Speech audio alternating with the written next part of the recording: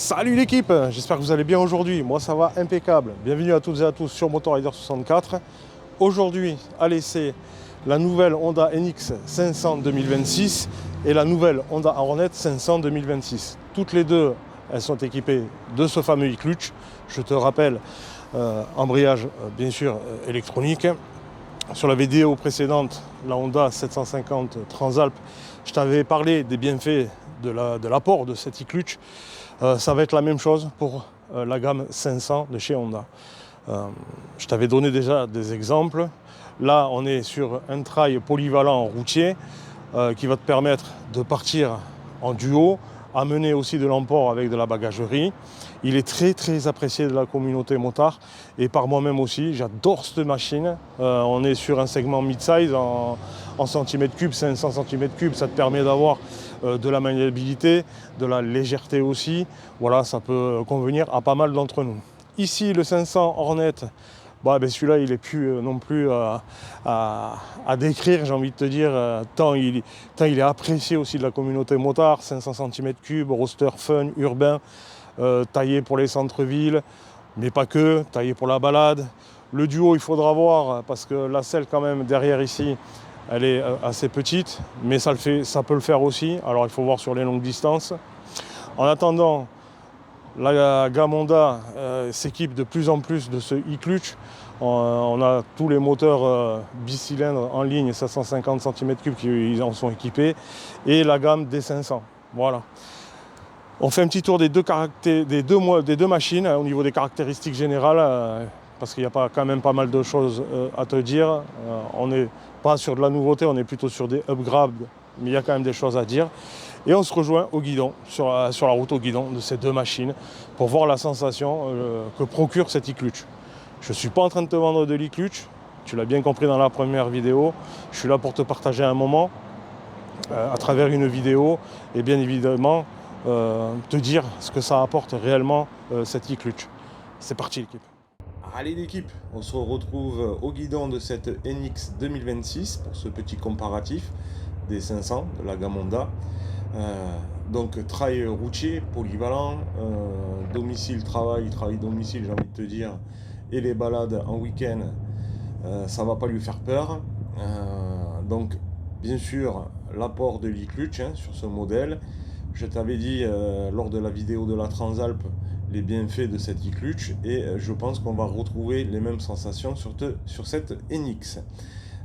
Un bon point déjà, on va parler un peu des tarifs aussi, parce que si je te propose ça en vidéo, c'est que évidemment par rapport à certaines motos, même si on est sur un milieu de gamme, 500 cm3, peut-être qu'avec ce genre de moto ça va convenir à pas mal de gens, de motards, que vous soyez confirmé ou pas, par rapport allez, on va dire au budget qui sera un peu plus maîtrisé.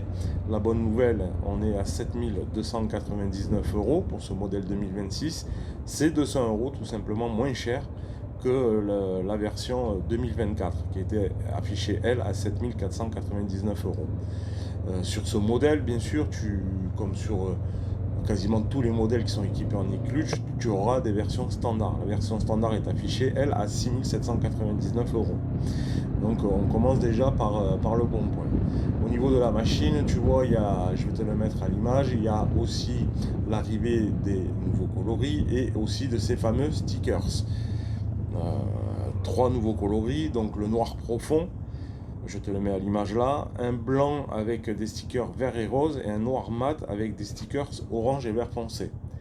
Alors je trouve que moi ça amène du dynamisme à l'ensemble de la machine. Ça aussi pour moi c'est un bon point par rapport à la 2024 où on peut dire les couleurs étaient standard uniques. Là ça amène un peu de peps à l'ensemble. Point de vue mécanique, on est sur un moteur à 47,5 chevaux à 8600 tours minute. Je te l'ai dit tout à l'heure, ouvert donc au permis A2, mais pas que, aussi au permis confirmé. Ça peut convenir à pas mal d'entre nous, peut-être ceux aussi qui veulent redescendre en cylindrée, puisque c'est quand même une moto compacte, qui va être facile à emmener dans les grandes villes. Ça va être aussi facile à emmener en balade, que tu sois en duo ou en solo. Ce moteur de 47,5 chevaux, il est volontaire. un couple à 43 Nm aussi à 6500 tours-minutes, ce qui va te permettre d'avoir quand même des bonnes reprises, avoir de l'emport puisque tu pourras y mettre bien évidemment, comme sur la Transalp, des valisettes et un top case. Donc on a quelque chose qui réussit dans l'ensemble. La partie cycle elle n'est pas en reste, l'arrivée de la fourche Showa SCF, et on garde à l'arrière cet amortisseur ProLink qui sera réglable en précharge. Donc ça c'est sympa. On a aussi la conso à 3,6 litres annoncée par Honda, donc c'est toujours à regarder ça quand même, au vu du prix de l'essence qu'il y a actuellement. Le réservoir est à 17,5 litres, ce qui pourra t'amener sur des longues balades. Et on va parler aussi un petit peu des choses qui pour moi manquent un peu sur la machine. Toujours pas de bulles réglables électriquement. Ça, pour 2026, j'aurais aimé qu'ils soient présents. Une prise 12 volts aussi en option qui n'est pas présente non plus, et je pense moi qu'il est un peu vieillot, ils auraient pu mettre de série par exemple une prise USB-C à l'avant. Tu le vois, il y a toujours cette barre que je trouve très pratique, moi, où tu vas pouvoir fixer un quad lock, ton téléphone ou d'autres appareils qui te sont nécessaires. Ça c'est top, moi j'aime bien. Ils ont conservé ça pour le millésime 2026. Je t'ai parlé des valisettes et des top case. Il faut savoir aussi là-dessus que tu as 4 packs de disponibles: aventure, confort, travel et urbain. Alors je te le mets tout ça en bas dans la description de la vidéo parce qu'il y a pas mal de choses à dire et ça serait trop long dans la vidéo à tout te détailler, donc je vais te l'écrire en bas dans la description de la vidéo avec bien évidemment les tarifs. Il faut savoir aussi que il n'y a pas trop d'aide à la conduite mis à part l'e-clutch. Le HSTC il est toujours présent, réglable sur 2 niveaux ou désactivable. Ça c'est bien pratique, ça gère l'adhérence des roues, ce système HSTC. Donc tu vois, pour 2026 Honda ils ont quand même fait des efforts. Il manque quelques petites choses, on espère l'avoir pour le upgrade, je suppose qu'il y aura dans 2 ans. Avec cette arrivée de la bulle électrique, ça serait sympa. La béquille centrale n'est toujours pas présente. Il faut savoir qu'il y a une multitude d'accessoires où justement ces choses qui te manquent, tu pourras les prendre au fur et à mesure de ta convenance, mais ça peut aussi un peu alourdir la facture. Bref, les sensations que j'ai moi là sur la conduite de ce trail routier sont excellentes, vraiment très maniables. Une répartition des masses au top aussi. Si le trail routier ne t'intéresse pas dans la gamme 500, je vais te le faire tout à l'heure, l'essai de la Honda Hornet de la même cylindrée. Donc voilà, on sera sur un roadster fun et aussi très agile en ville et qui pourra convenir à pas mal d'entre nous. Voilà, ce sont des machines de moyenne gamme qui sont polyvalentes. Et en plus, que tu sois en duo ou en solo, vont pouvoir te permettre de faire quand même plusieurs types de trajets. Là, pour cet essai, on est sur le périph'. J'ai fait un peu aussi de route de campagne. Tu vois, regarde mon pied. Je tiens le guidon d'une main. Les vitesses, elles passent toutes seules. C'est l'avantage de cet e-clutch qui est vraiment... mais alors, c'est vraiment un régal à piloter. Il est réglable aussi celui-là sur 3 niveaux, soft, medium et hard. Tu pourras te le régler à ta convenance. Alors on est sur un quick shifter 2.0 plus. Ça c'est sûr, vu la gestion électronique qu'il y a. À comparer avec la Transalp 750, il y avait, je dis bonjour aux collègues, il y avait, à comparer avec la Transalp 750, il y avait la ride-by-wire à la poignée d'accélérateur. Ici sur la NX 500 et sur la Hornet, ça sera poignée à câble. On n'est pas sur les mêmes sensations exactement que sur la Transalp, mais on a un système qui est très très bien géré de l'ensemble, avec cet e-clutch bien sûr, qui t'amène un confort tout au long de ton parcours. Si tu ne souhaites pas l'utiliser, tu passeras tes vitesses, j'ai envie de te dire, traditionnellement. Voilà, en utilisant la poignée du levier d'embrayage. Voilà ce que je pouvais te dire moi sur cette NX 500. Un très très bon ressenti, une machine où il y a aussi de l'engouement, hein, au vu des gens qui viennent en concession et qui demandent, hein, à essayer cette machine, surtout en version e-clutch. Là aussi, il y a l'unanimité, hein, avec ce système. Et moi, je les comprends, hein, puisque bon, ça amène vraiment un plus à la conduite. Voilà, on va passer donc sur la 500 Hornet. J'ai oublié de te dire, oui, c'est tout full LED, hein, partout, avec ce double optique à l'avant, on y voit très très bien. Allez, on passe sur la 500 Hornet, voir si, puisque c'est les mêmes blocs moteurs, le même système e-clutch.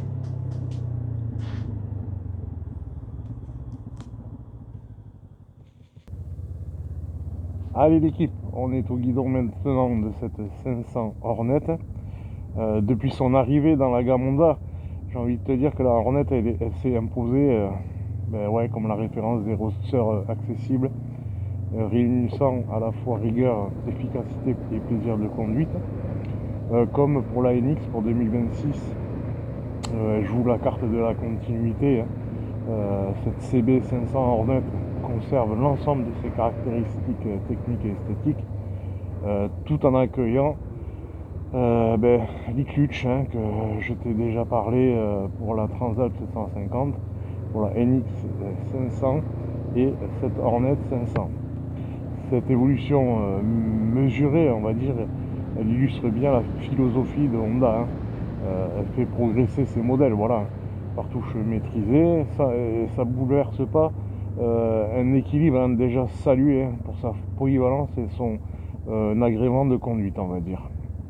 Le millésime 2026, il n'apporte pas de révolution du côté du châssis ou du moteur. C'est le même que sur la NX500. C'est ce fameux bicylindre, hein, 471 cm3, qui développe toujours 47 chevaux à 8500 tours minute et 43 Nm à 6500 tours minute. Donc ce qui la rend, comme la NX500, compatible avec le permis A2, mais j'ai envie de te dire pas que, hein. Ça peut convenir aussi à des motards confirmés qui voudraient redescendre un petit peu en cylindrée. Comme sur la NX500, la partie cycle reste inchangée, toujours ce cadre tubulaire en acier. La fourche inversée Showa aussi, SCR, hein, 41 mm, qui apporte vraiment quelque chose à la conduite, hein, c'est très smoothie. Le mono amortisseur réglable lui aussi en précharge. Que ce soit pour la NX 500 ou cette Hornet 500, le freinage est confié à Nissin. Sur cette machine, celle-ci, un petit avantage peut-être qui peut convenir à certains, c'est son poids, hein, à 188 kg, donc plus légère que la NX 500. On n'est pas du tout sur les mêmes machines, hein. Une qui est quand même, allez, on va dire typée baroudeuse, et celle-ci qui est typée roadster urbain, on va dire. L'avantage d'avoir un poids léger, c'est facile à la manier et facile de prise en main. Bien évidemment, la vraie nouveauté, hein, c'est cette e-clutch, encore une fois, hein, je te le rappelle, une technologie d'embrayage électronique, hein, et je maintiens ce que j'ai dit donc pour la Transalp 750. Dans certains cas et certaines conditions de circulation, dans des grosses villes à grosse densité de circulation, manier son levier d'embrayage, ça peut devenir une corvée, et je maintiens mes dires. Imagine un mec qui, voilà, il fait 1 heure de trajet tous les jours pour aller au travail et 1 heure de trajet tous les jours pour revenir chez lui, ça toute la semaine, suivant les conditions de circulation, ça devient très pénible. Et donc l'e-clutch va t'amener une assistance à la conduite, un confort de conduite. Voilà. Maintenant, c'est dans l'ADN d'un motard, hein, de passer ses vitesses, bien évidemment. Tu te dis pas je vais passer la 3, tu la passes, par exemple. Donc c'est vraiment dans certaines conditions où ça peut être fatigant à la longue et pénible. Donc Stick Clutch, il vient t'amener tout simplement, voilà, une assistance à la conduite qui est toujours la bienvenue. L'arrivée, je te les mets en image, des 3 nouveaux coloris qui, moi je trouve aussi, comme sur la NX500, dynamise l'ensemble de la machine. Tu auras le Graphite Black, le Pearl Horizon White et le Grand Prix Red. Une autre bonne nouvelle, c'est au niveau du prix, 6 699 €, le même tarif que la version 2024. Il faut savoir qu'elle est disponible en version standard sans leak clutch qui s'affiche à 6 199 €, pour être très précis. C'est important de maîtriser son budget, et avec ce genre de machine moyenne cylindrée, peut-être que certains vont mieux s'en sortir au niveau du budget. Voilà. Une hauteur de selle aussi à 785 mm. Je te rappelle qu'à la NX500, la hauteur de selle elle culmine à 830 mm, donc plus facile celle-ci d'avoir encore des meilleures liaisons au sol, j'ai envie de te dire. Donc peut convenir un peu plus, on va dire, à des gabarits moyens. Ça c'est cool. Comme sur la NX500, 3 packs dispo, confort, style et travel. Alors je te les mets toujours pareil en bas de la description de la vidéo, comme ça tu auras tout, hein, avec les tarifs à la clé, bien évidemment. La CB 500 Hornet 2026, en fait, voilà, c'est une formule qui est parfaite. Elle est enrichie par l'option e-clutch. Ça reste une moto homogène, efficace, et j'ai envie de te dire séduisante, hein. Idéal pour les détenteurs du permis A2, ça c'est sûr et certain, ou ceux qui cherchent le plaisir de rouler avec un confort technologique, voilà, notamment avec l'apport de cette e-clutch. On conserve l'écran de TFT 5 pouces, on conserve aussi le commodo rétro éclairé, alors ça c'est du côté gauche, bien sûr l'application RoadSync, hein, comme sur toute la gamme des Honda. Le bloc feu à l'avant 100% LED, il est inchangé par rapport au modèle d'avant. Donc aussi tu vois, ce bloc feu, je trouve qu'il amène de la sportivité à l'ensemble de la machine. Ces couleurs aussi, on sent que Honda ils ont fait un effort là-dessus. Et voilà, pour une gamme 500, je trouve que c'est bien d'avoir travaillé là-dessus. Maintenant, comme sur la NX500, je pense qu'il va falloir retravailler sur les éléments que tu pourras avoir de série. La concurrence est très rude, notamment au niveau des motos qui arrivent sur le marché asiatique. On se rend compte que c'est des modèles quasiment au même prix que les japonaises, et qui ont des équipements de série que certains n'ont pas, comme cette Honda NX500 ou cette Hornet 500. Voilà l'équipe, c'est tout pour moi ce que je pouvais vous dire pour clôturer ça. Bise, un grand merci à vous. Si ce petit comparatif vous a plu, n'oubliez pas de vous abonner. Ciao l'équipe.